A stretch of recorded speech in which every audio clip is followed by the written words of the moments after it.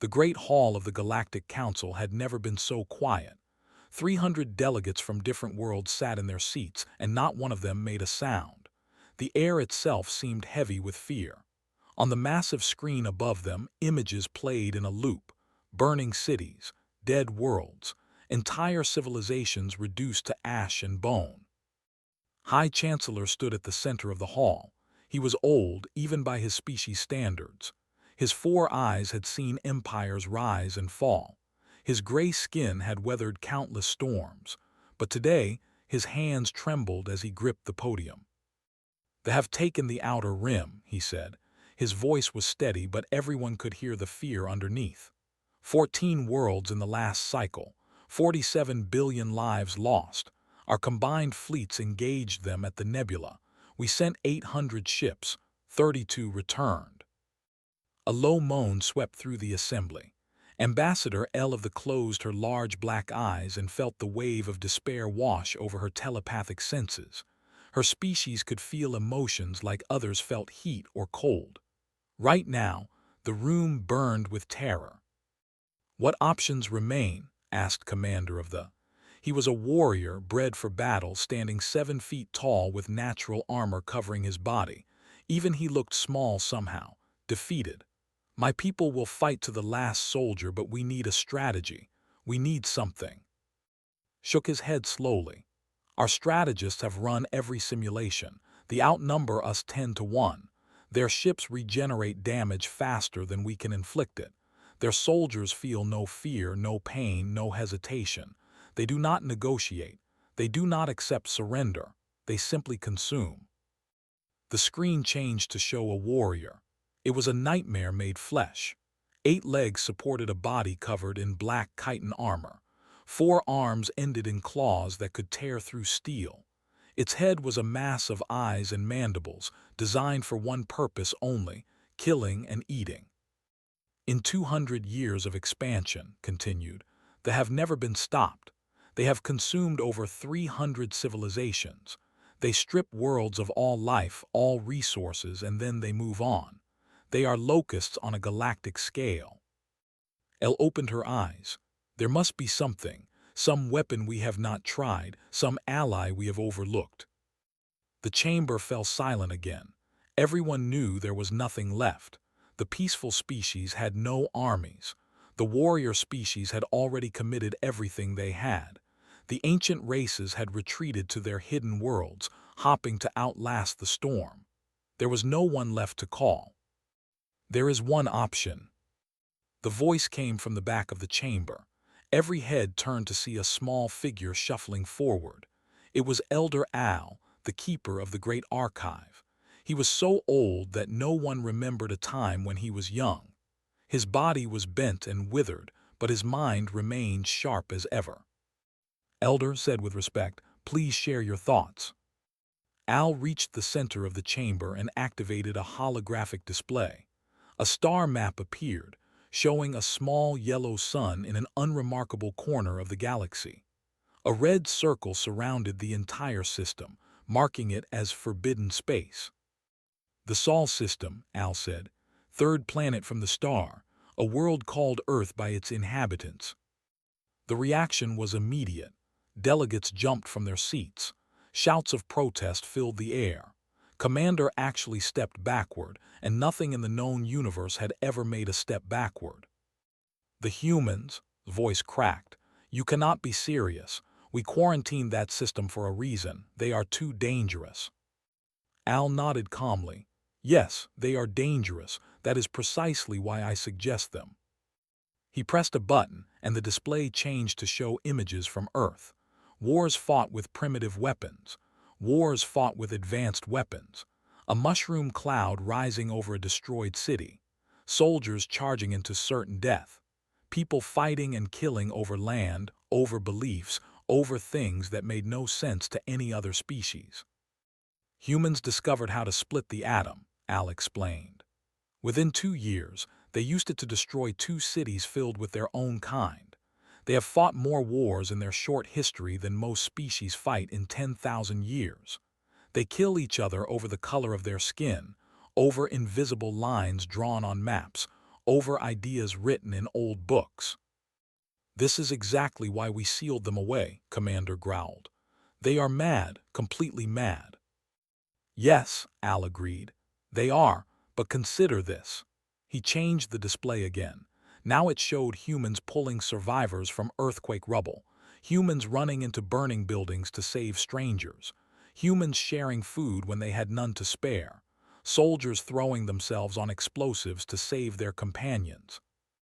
"Humans are capable of great violence," Al said, "but they are also capable of great sacrifice. They will die for people they have never met.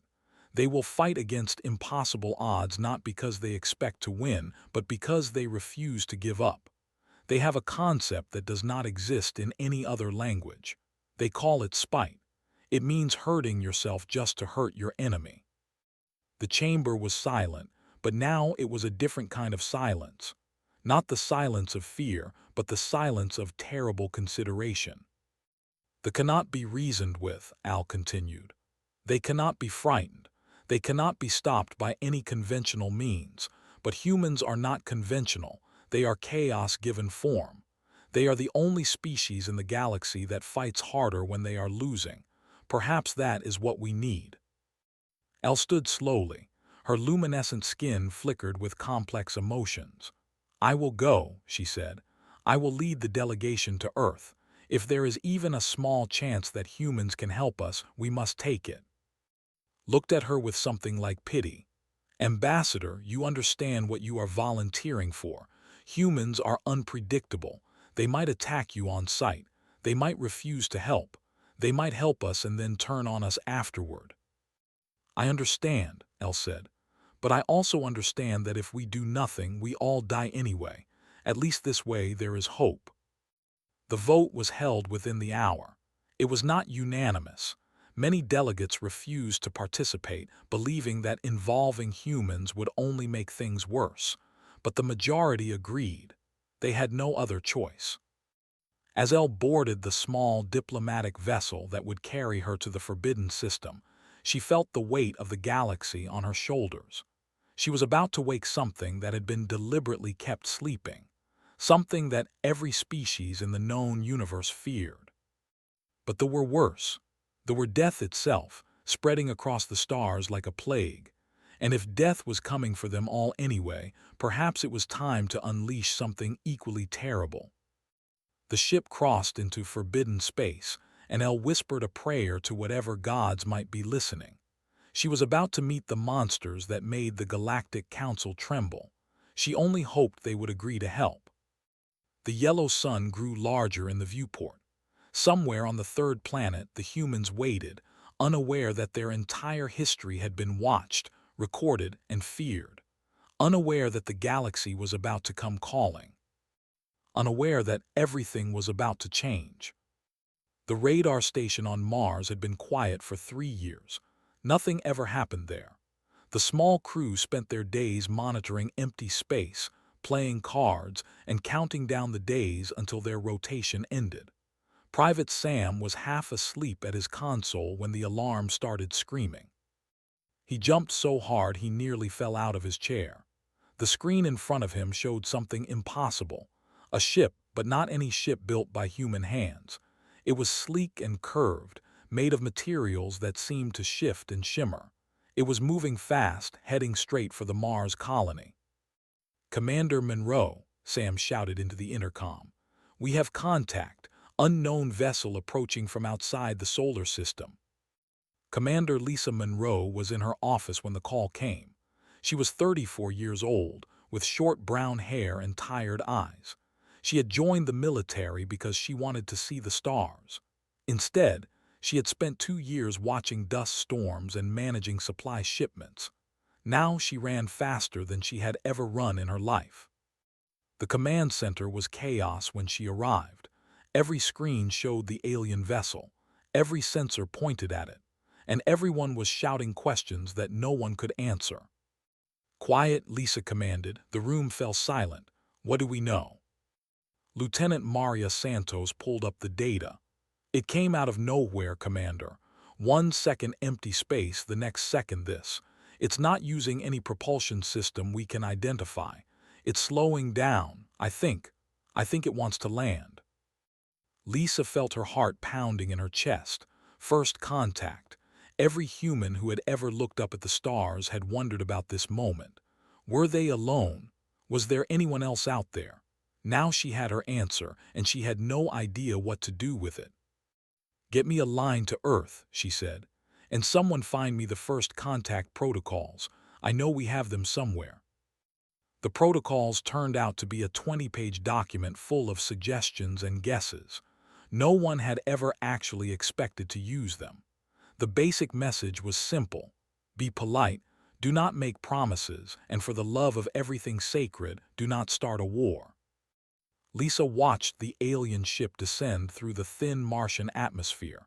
It landed 200 meters from the main dome, settling onto the red dust without a sound. Then it just sat there, waiting. "I'm going out," Lisa announced. Everyone started talking at once. It was too dangerous. They did not know what was out there. She should wait for backup from Earth. She ignored all of it. "If they wanted to kill us, we would already be dead," Lisa said. "They came a long way. The least I can do is say hello." She suited up with 6 soldiers as an escort. As she stepped through the airlock, she realized her hands were shaking. Not from fear exactly, but from the overwhelming sense that nothing would ever be the same after this. The alien ship opened. A ramp extended to the ground, and 3 figures emerged.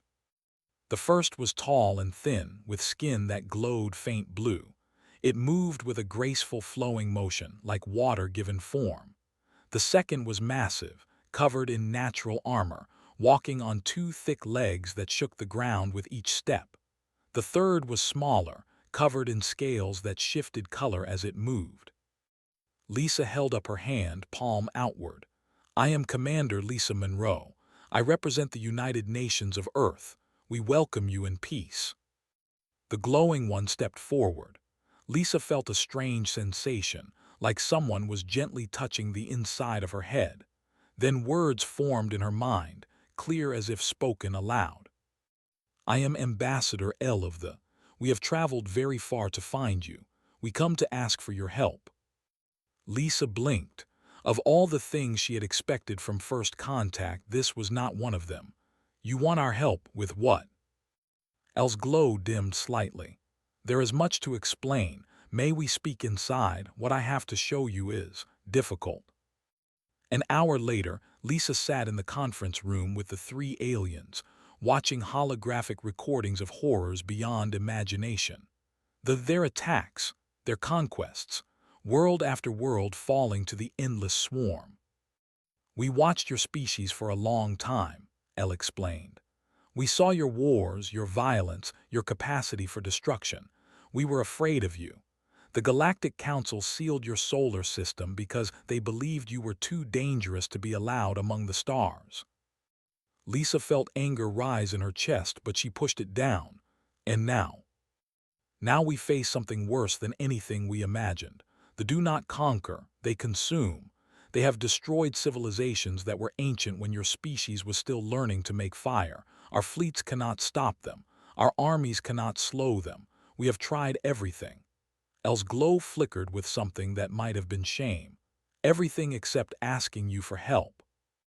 The armored warrior who had been introduced as Guardian spoke in a deep, rumbling voice. "My people are warriors. We have fought 100 wars, but we have never faced anything like the. They do not stop. They do not retreat. They do not feel pain or fear. We need allies who can match their ferocity." "And you think that's us?" Lisa asked. "The species you locked away because you were scared of us?" "Yes," L said simply. "We have studied your history. We have seen what you do when pushed to the edge.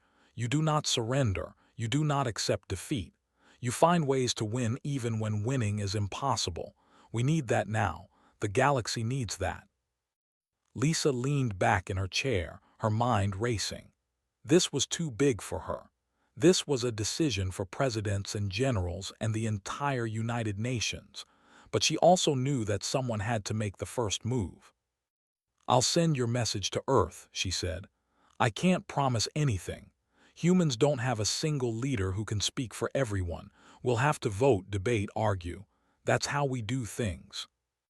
El nodded. "We understand. We only ask that you consider. The will not stop at the core worlds. Eventually they will spread this far. You can fight them with allies or you can fight them alone. We hope you will choose to stand with us." That night, as the alien delegation rested in quarters hastily prepared for them, Lisa sent the longest transmission of her career. She included everything: the recordings, the data, the desperate plea from beings who had once feared humanity and now needed them. She did not know how Earth would respond. Humanity had never agreed on anything in its entire history, but she had seen the fear in Elle's eyes.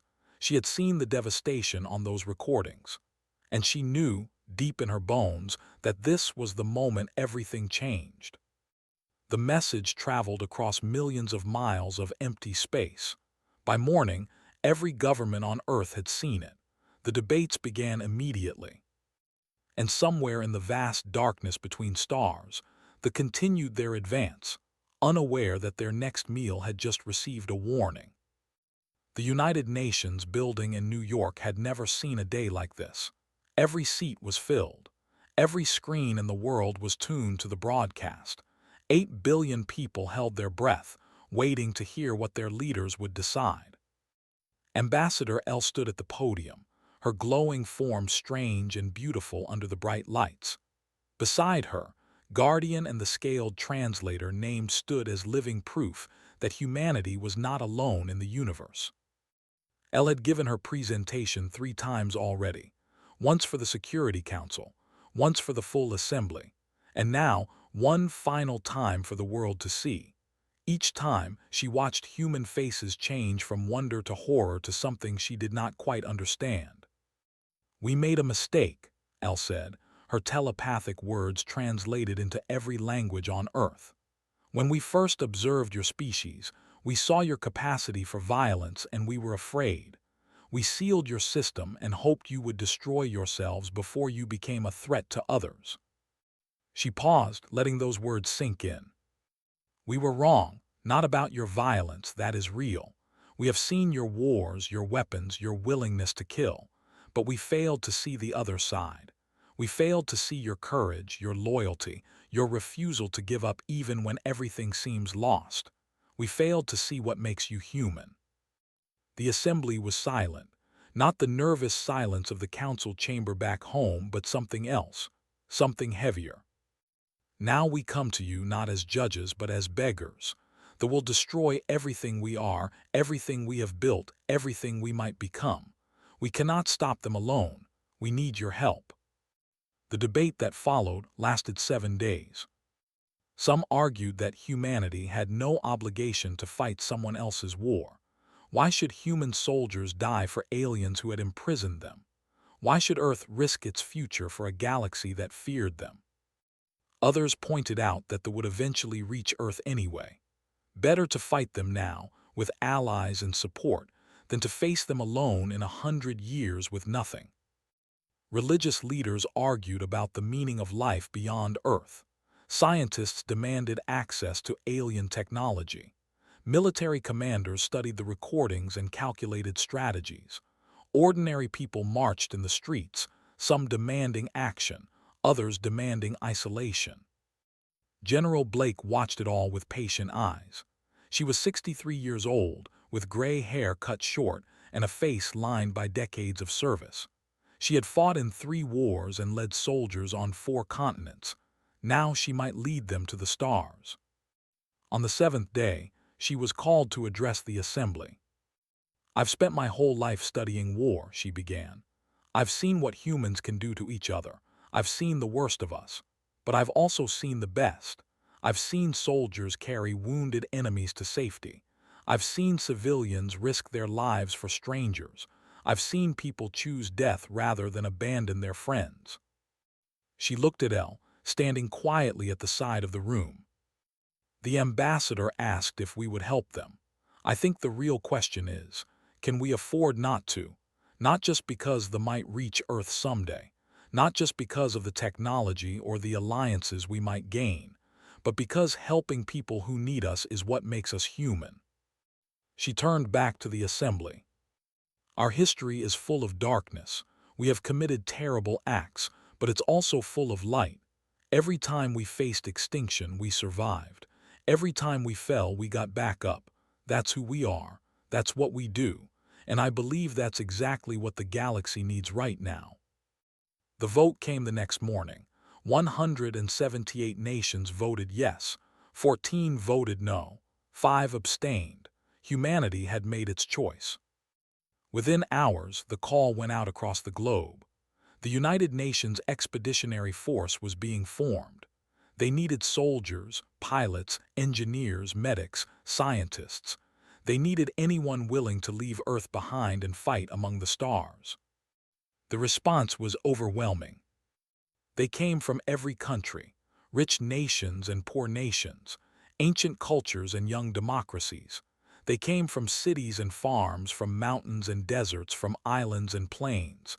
Men and women, young and old, all walks of life, united by something that transcended borders and languages. 23-year-old Jake Holland was among the first to volunteer. He had grown up watching science fiction movies, dreaming of space adventures.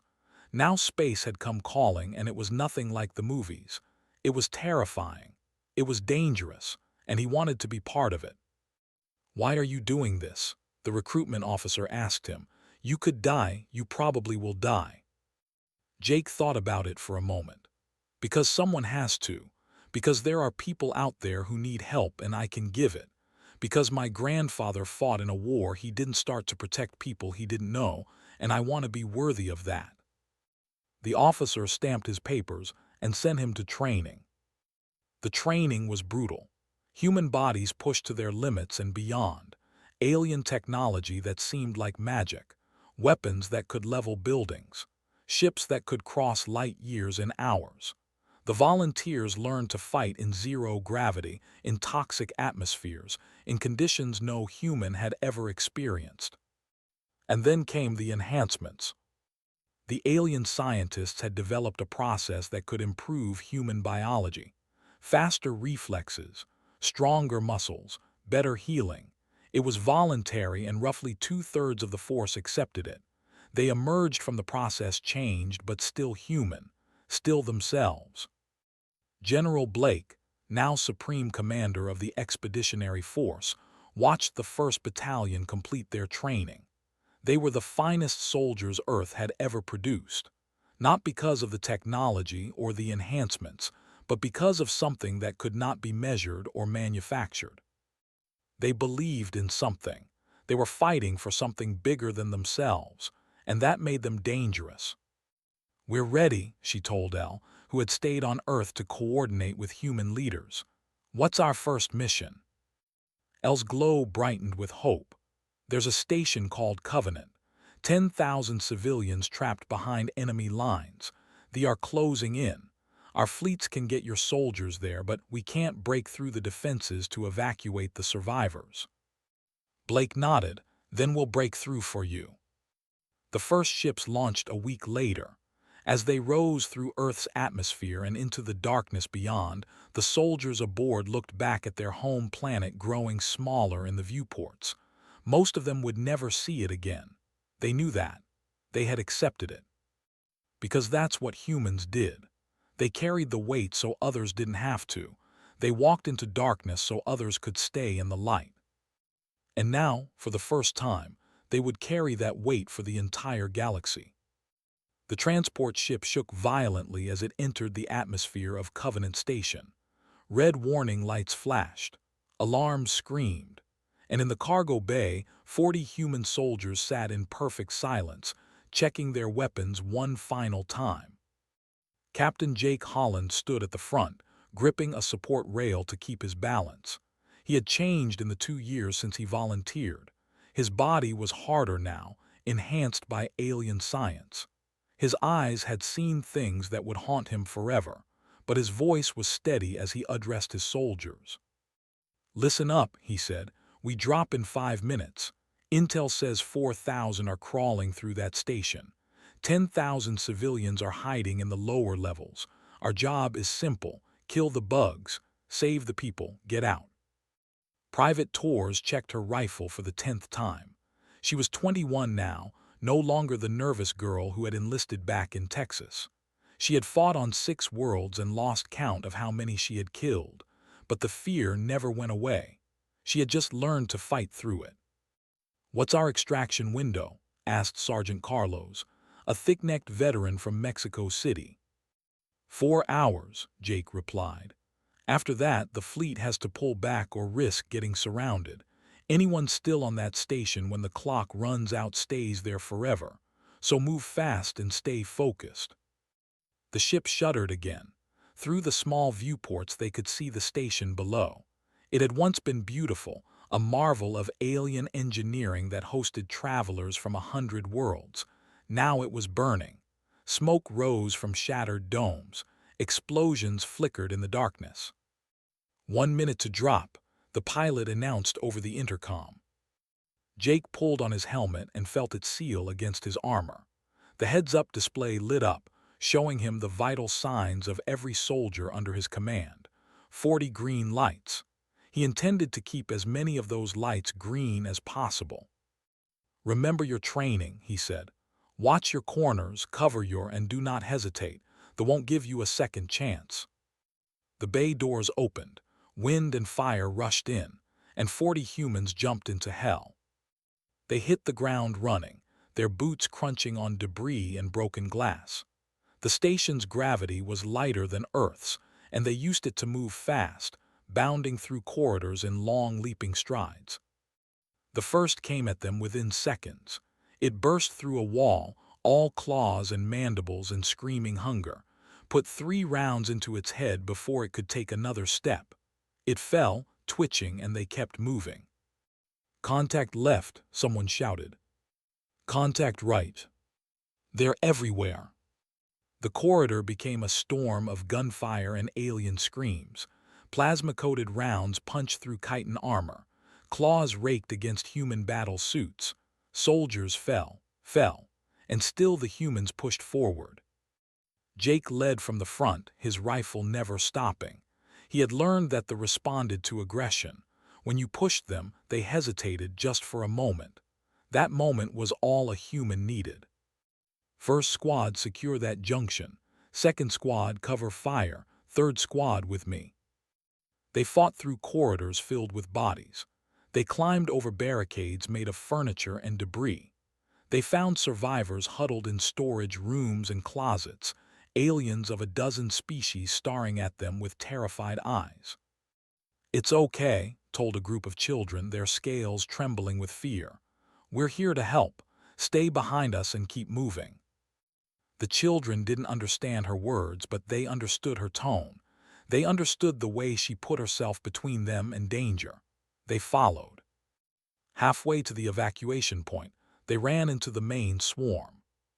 The corridor ahead was filled with, not dozens, hundreds, a wall of chitinous bodies and gleaming claws, clicking and hissing and hungry.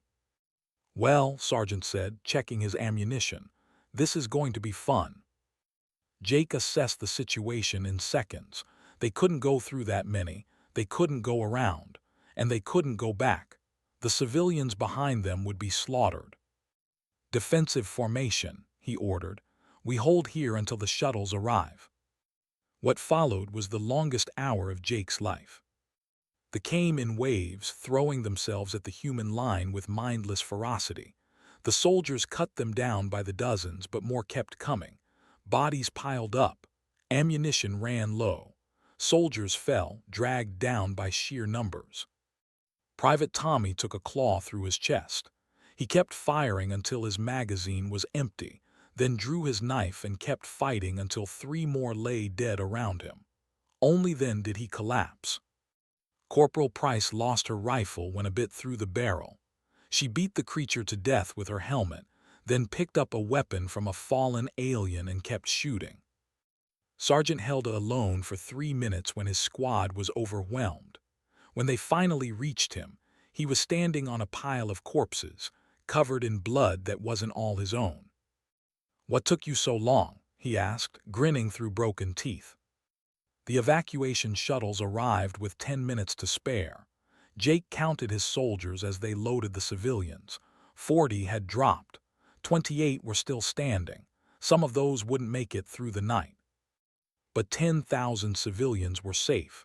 10,000 lives that would have been food for that had to count for something. As the last shuttle lifted off, Jake looked back at the station. Fires burned everywhere. They swarmed over the wreckage, but they had nothing left to feed on. The humans had taken everything worth saving. Captain's voice came through his helmet radio. "We did it." Jake nodded, though she couldn't see him. "Yeah, we did." Word of Covenant Station spread across the galaxy like wildfire. A single company of humans had done what entire armies could not. They had broken through lines, held against overwhelming odds, and saved thousands of lives. But more than that, they had proven something. They were not invincible. They could be fought. They could be beaten. They could be killed. And the creatures doing the killing were the same species that the galaxy had feared and locked away. In council chambers and military headquarters across 100 worlds, leaders watched the recordings from Covenant Station. They saw humans fighting with a ferocity that matched but they also saw humans carrying wounded civilians, humans shielding children with their own bodies, humans dying so strangers could live. Ambassador L watched the recordings too. She thought about all the years she had spent studying humans, trying to understand them. Now she finally did. They were not monsters. They were not saviors. They were something more complicated than either. They were people who had learned that the universe was cruel and had chosen to be kind anyway. People who knew they might die and fought anyway. People who carried the fire of hope in their hearts even in the darkest moments. The galaxy had asked for soldiers. Instead, it had found something it didn't know it needed: heroes. And the war was just beginning. 3 years had passed since the first humans set foot on alien soil. 3 years of blood and fire and endless fighting. 3 years of victories and defeats, of friends lost and worlds saved. The war had changed everything. General Blake stood on the bridge of the command ship Liberty's call, watching the tactical display with tired eyes. She had aged 10 years in 3. Her hair was pure white now, and her body ached with old wounds, but her spirit remained unbroken. Around her, the largest fleet in galactic history hung in the void. Human ships flew alongside vessels, warships, and craft from 100 other species. For the first time, the galaxy was truly united. And before them, dark against the stars, waited "All units report ready, General," her aide announced. "The ground forces are in position. Air support is standing by. We're waiting for your order." Blake looked at the massive planet on the screen. Somewhere down there was the Queen, the mother of the swarm that had consumed 300 civilizations. End her and the war ended. Fail, and everything they had fought for would be lost. "Begin the assault," she ordered. The fleet surged forward. Weapons fire lit up the darkness. Ships exploded in silent flowers of flame. The defensive fleet met them head-on, and the space between the fleets became a killing ground.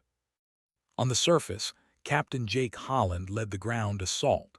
His company had been rebuilt 3 times over the course of the war, filled with new faces to replace the ones they had lost. But the core remained. Torres was still at his side, now a sergeant herself.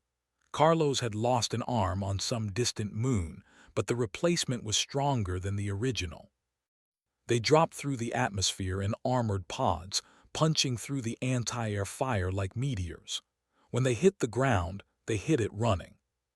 There was a nightmare. The air smelled of death. The ground was covered in organic structures that pulsed and shifted. Everywhere they looked, warriors emerged from tunnels and hives, drawn by the scent of invaders.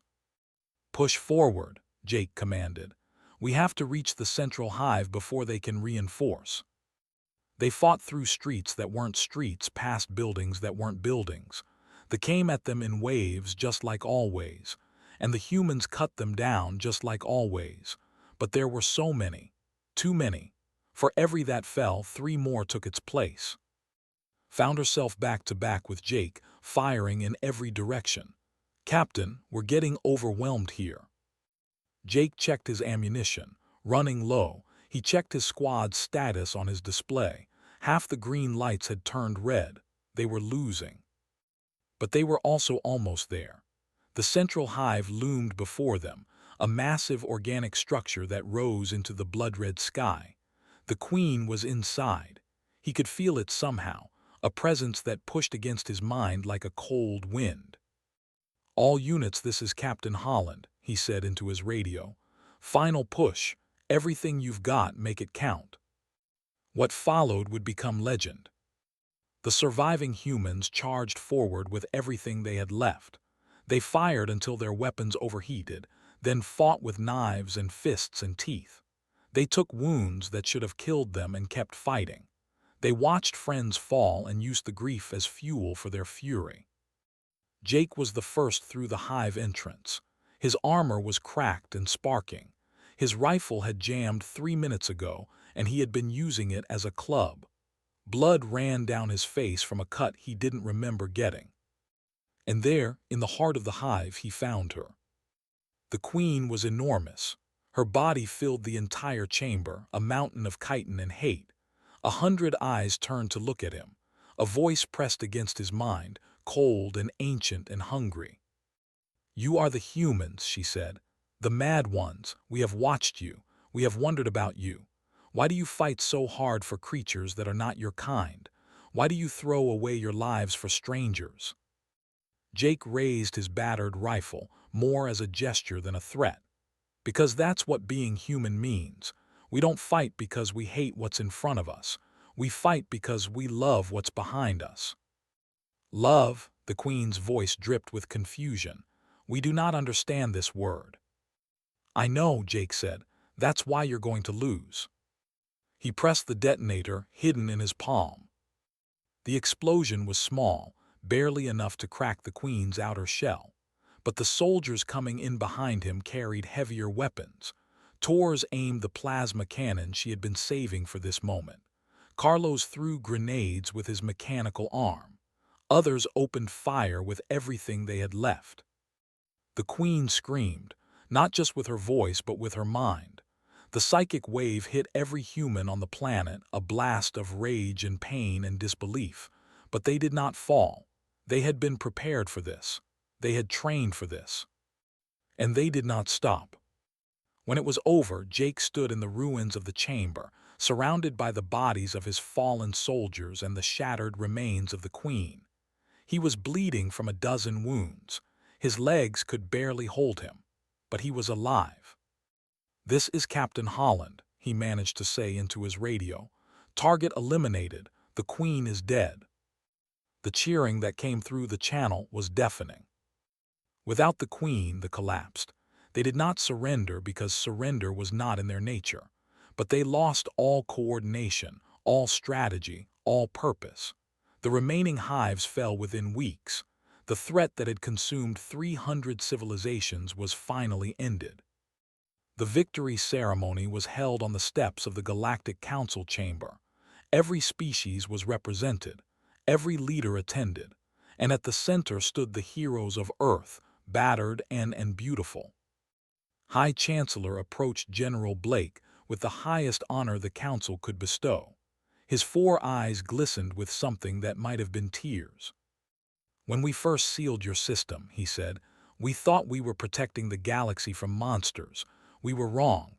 You are warriors, yes. You are fierce beyond measure, but you are also protectors.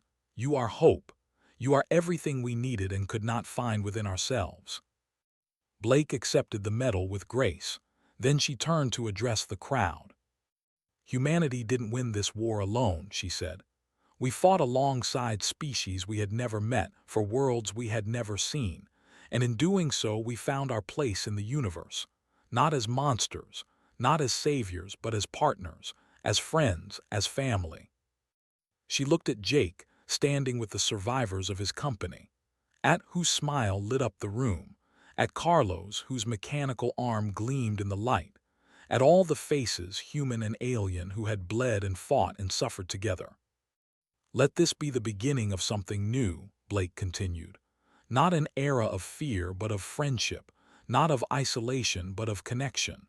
The darkness tried to consume us all, and instead it brought us together. Let us never forget that." The crowd erupted in cheers that echoed across the galaxy. In the years that followed, humanity took its place among the stars. The quarantine was lifted. Human ships traveled to every corner of the galaxy, bringing trade, culture, and the indomitable spirit that had saved them all. And on a small blue planet orbiting a yellow star, children looked up at the night sky and dreamed. They knew now that they were not alone. They knew that the universe was vast and dangerous and wonderful, and they knew that when the darkness came, humans would stand against it. Because that was what humans did, that was who they were. The galaxy had called them monsters, then it had called them saviors.